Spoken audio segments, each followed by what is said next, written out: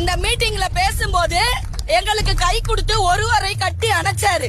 என்னது கட்டி அணைச்சாரு? உங்களுக்கு நாங்க உள்ள வந்த அடுத்த செகண்ட் உங்களுக்கு நாங்க போஸ்டிங் கொடுப்போம்னு சொன்னாரு. சொன்ன வார்த்தையை ஏன் காப்பாத்தல? சொன்ன வார்த்தையை ஏன் காப்பாத்தல? நாங்கெல்லாம் குடிமகன் இல்லையா? தமிழ்நாட்டு நாங்கெல்லாம் குடிமகன் இல்லையா? விடியல் அரசு விடியல் அரசு என்ன விடியல்? எங்களுக்கு ஏன் என்ன விடியல? எங்களுக்கு எப்ப விடியும் சொல்லுங்க.